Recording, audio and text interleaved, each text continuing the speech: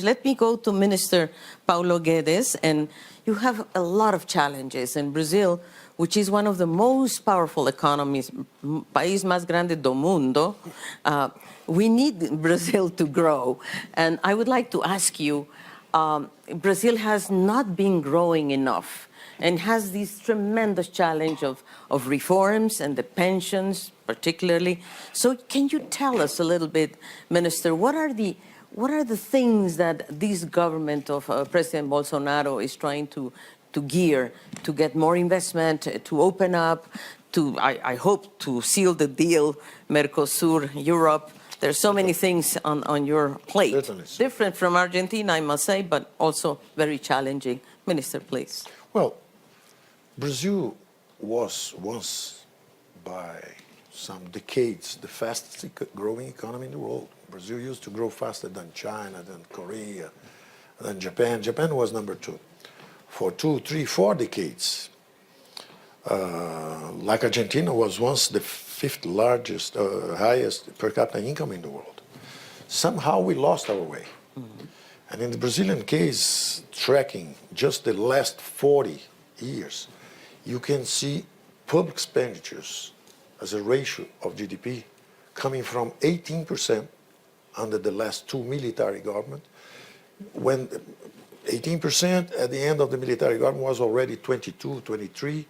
Then the civilian governments, one after the other, 30%, 36, 40, 45%.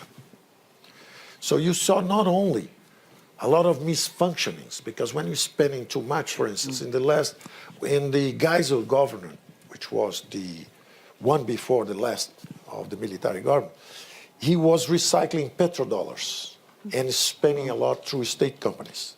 So our history of a sequence of exchange rate crises began there. Then the last military government with Figueiredo, it was the threat of hyperinflation. Inflation came from 30%, 40%, 100% to 200%. And then 2-3 years stable, if you could imagine something like that, stable around 200% inflation. All the economy indexed, wages, rents, everything indexed. Then the civilian government, first elections, and then we went to hyperinflation, 5,000%. And then we began fighting symptoms of inflation instead of fighting the underlying phenomena. We began attacking symptoms. We have frozen prices. Then we froze financial assets. And eventually we learned the importance of the central bank, of floating rates. But still, because public expenditures was uncontrollable, we just switched inflationary finance for a snowball indebtedness. Then internal debt came from 20, 30% of GDP to almost 80% of GDP, which is where we are now. And then at the end of these 40 years, what we saw with this uncontrollable expansion of public spending, the corruption of a democratic system, and economic stagnation. So it is not something that happened suddenly to Brazil. Brazil was growing 7.3, 7.4 average for 2, 3, 4 decades. Then we decelerated to 5% at the end of military government.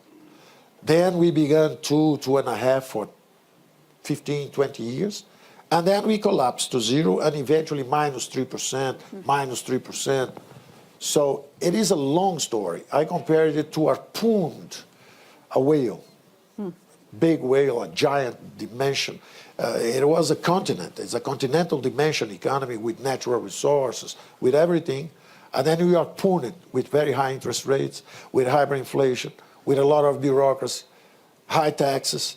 Eventually, you kill the whale. So we collapsed. And I'm using, just to simplify the situation, even to my president, to the popular opinion in Brazil, first year, we will remove 1 or 2 harpoons. It will grow 1%. Second year, we keep removing harpoons. It will move better, 2%. Third year, 3%. Last year, 4%. Well, first year was 1.2. And this year, looks like it's 2.5. So even higher than what I thought at the beginning. So we're beginning to remove the harpoons, the economy is beginning to move, and we believe we will be contributing in this next 2, 3, 4 years, certainly to the growth of the region. We began attacking the number one expenditures, Social Security. It was exponential, the increase. And even worse, a factory of privileges, because they were unequal. If you are a public employee, not only you have stability of employment, not only you have higher wages, but you also have 6, 7, 8, 10 times more than the usual private sector retired man. So attacking this factory of privileges frontally put 1 million people in each capital of Brazil, of the Brazilian states. We have like 10, 12 states whose capitals have more than 1 million inhabitants. Rio de Janeiro is 10 million, São Paulo 15 million, Belo Horizonte is 3 million, Recife. So it's a continental dimension country with big cities. And then you saw 1 million people in each one of these capitals on the street asking for a social security reform on behalf of their children, of the future generations. I posed the problem. I said, listen, our lack of courage will destroy the retirement opportunities for everybody and will jeopardize our children. Either we face the problem now or the thing will derail.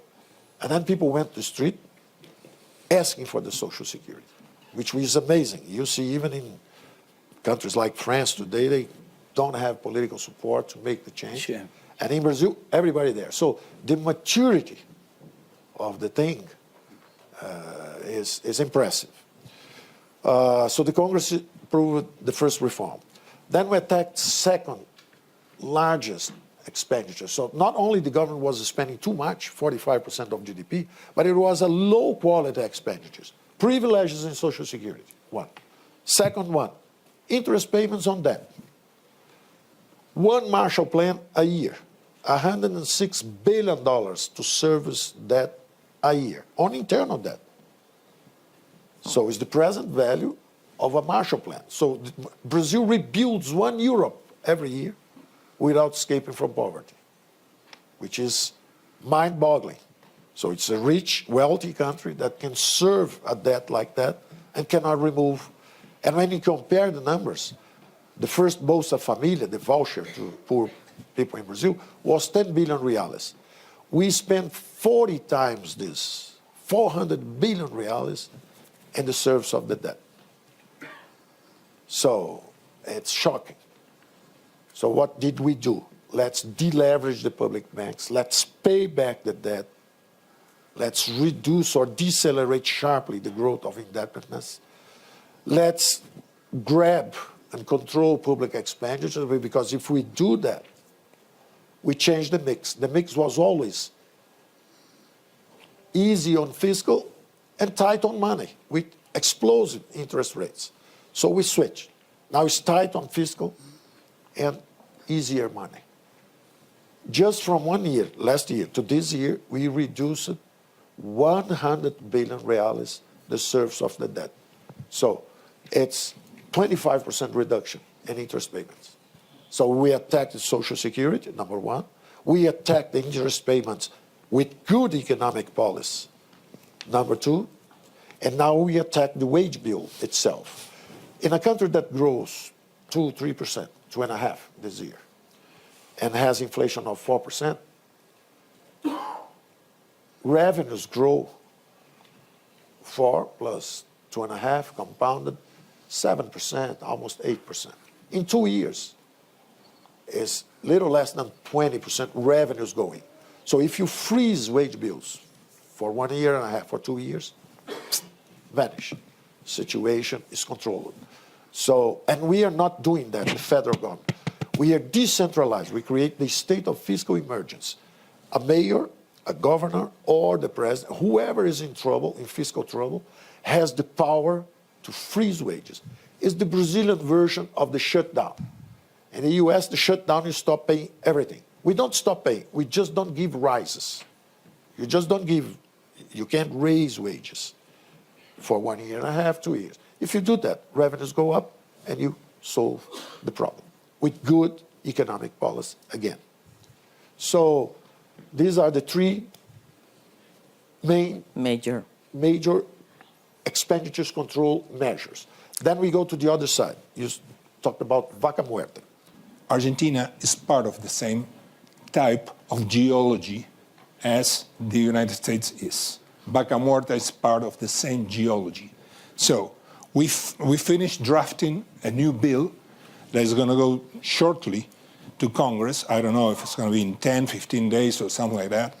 But really, what are we aiming at with this new regulatory environment? It's detaching, working in non-conventional, which is very capital intensive, very much factoring applied to petroleum, detaching Argentine risk from that. Because that's the key. We need capital. In order to drill, in order to frack, in order to develop in its plenitude resources like vaca muerta and non-conventional resources, you need not just to have the rock. We do have the rock, but we need capital. So we are really aiming at attracting capital. So here they're telling me to stop, but this is the most important part I had to say. But I know there are other You questions. need capital. But I will take that in the continuing sessions that we have. Thank you very much. Don't miss the next session of Guillermo. Don't miss the next chapter. Exactly. Minister, Well, I'm sorry I have to cut you so much, so I'm only going to allow the countries. we should connect vaca muerta to our distribution. We want the oil from pre-salt and natural gas. Absolutely. So we have the cleanest energy matrix in the world. It's Brazilian.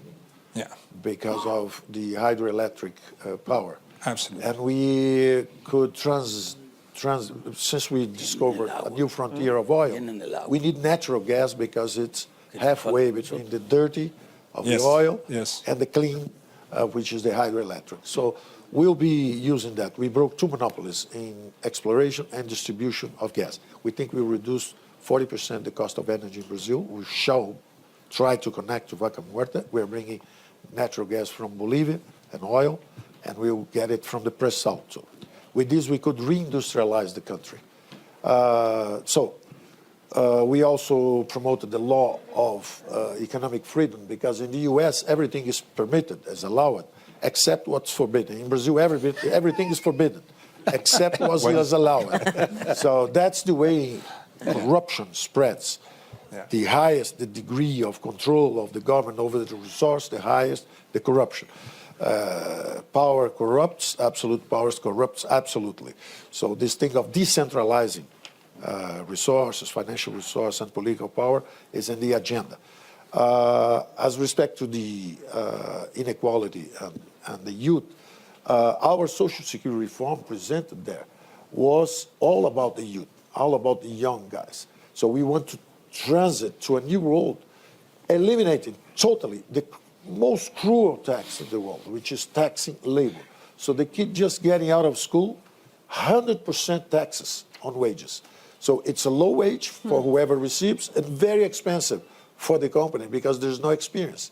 So we want to remove taxes entirely for the youth so that they would have good jobs, good employments immediately as soon as they get out of school, and they would have a capitalization system for the future through the Social Security. Unfortunately, it did not pass. It had fiscal potence, but it could not transform the system. And finally, to the young people and also income inequality, we know that countries that have education, even without natural resources, Japan does not have our oil, does not have our beautiful agricultural land. They have only Japanese, and every time one is born, the other falls in water because it's a tiny country. But they have technology, they have education. South Korea, education. So we need to invest in education. And the earliest, the better. So we'll be supporting a massive first early stage resources, voucher, to help to educate kids the early stages. So because most of the income inequality in Brazil come from two sources. First, the inequality of educational opportunities. So the poor kids don't have jobs, they don't have education, don't speak English, don't have, it's a very sad thing, and very high taxes on labor. And this tax on labor make that 40 million Brazilians do not contribute. They don't have jobs, they cannot contribute to the Social Security either. So you destroy jobs and you destroy the financial foundations of the Social Security system. We addressed that too. And the income inequality, one source, like I said, is the inequality of opportunity, especially through education, but also the privileges, that the lack of competition, because we should ask ourselves how 3.7 billion Eurasians are being removed from poverty. Never in the history of humankind so many people escaped from poverty, like India, China, Vietnam. They're escaping from poverty using the very same tools that we are not using: markets, competition. You go to Brazil, 200 million people have to buy construction services from 6 companies, have to have banking service from 6 banks. So cartel here, cartel there, cartel everywhere, exploiting 200 million, because we don't like capitalism. We hate competition. Thank you so much. So think of that. And he went on to say that he's been married 50 years, and he plays piano. Do you have a favorite piece that you play? Well, songs that my mother likes. Very nice. Brazilian songs. Brazilian songs. Maybe we can catch you later at the piano bar. You can take over. Brazil was left behind. We lost this big wave of innovation and globalization. And I use the word manufacturing, from labor with our hands to labor with our minds. This change will take a while, but we are running after it. The future of manufacturing will be manufacturing. Industry has been a capital center, based on capital. We thought of educating people so that they could get a job. The big change is now industry will be human-centered. And we'll have to adapt the machines, and not people anymore to get a job, but they adapt the machines to get the job done.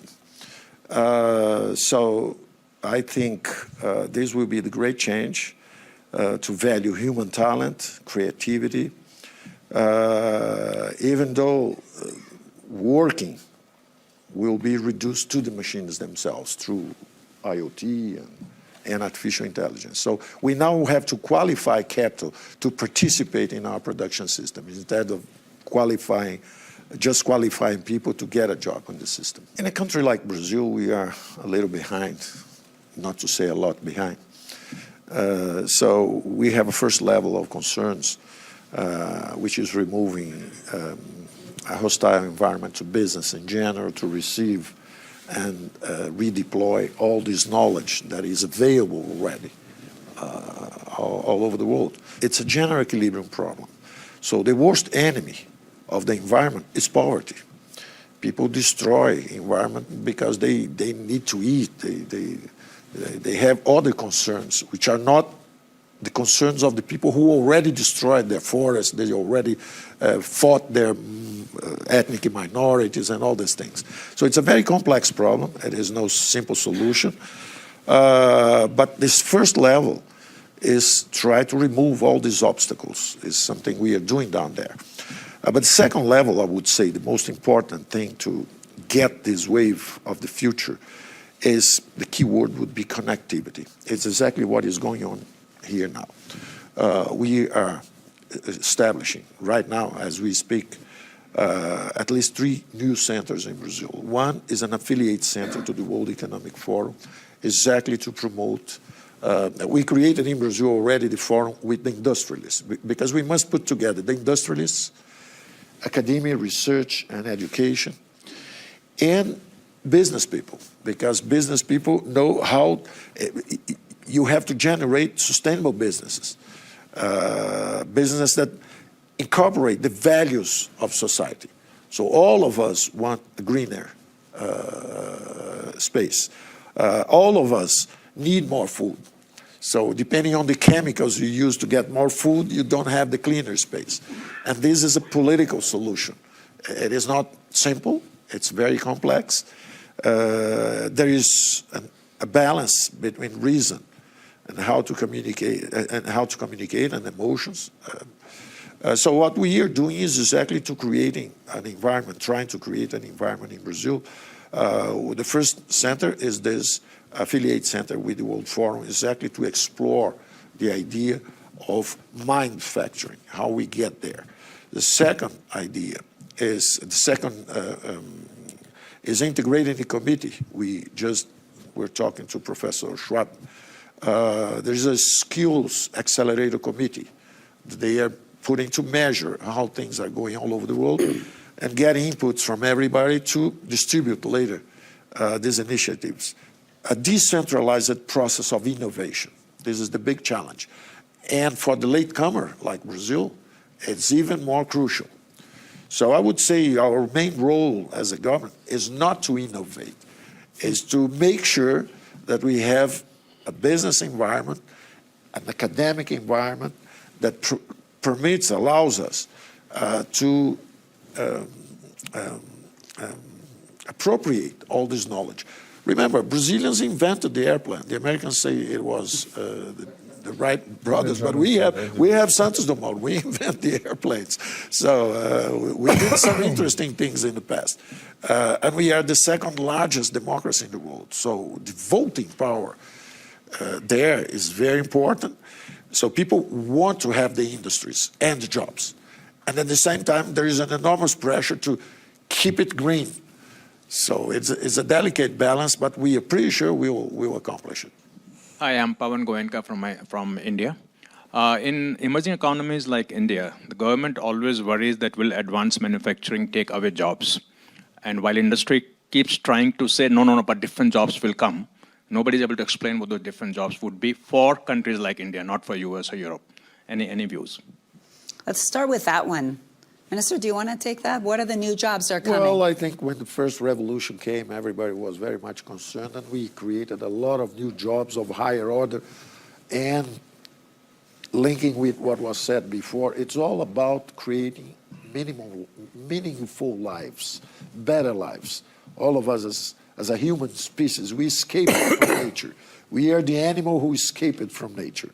And then we use technology. First, at random, destroying nature here and there, but more and more, and that's the great view of the dynamics of an open society with democracies and markets, that the values we have as human beings penetrate the production system. So at the beginning is blind forces producing. It should be a very stupid life if you were just a guy in the Adam Smith time just pressing one screw here, one screw there. And like she said, young guys today and kids, they are thinking they have dreams of meaningful lives. They just don't want to get in a dark room and work hard and have smoke on their eyes and their lungs. So we are changing and becoming more humans in the sense of having better lives. So I think this is exactly what will happen. We have an additional problem in India, Brazil, because we were left behind. And the great chance now is exactly because it's a new revolution. And when a new revolution, new tools are available, you can catch up. You can even ride ahead. Brazil is the fourth largest, and China and India the third largest digital market in the world. So innovations in Israel will be tried in Brazil because they have technology, but they don't have scale. We have scale. So innovations in Silicon Valley are being tested in Brazil also. So I think these new jobs will show up, but more than that, services and more and more the value will be at the services layer. So we can catch up if we have training, education, but especially if we are connected. Thank you.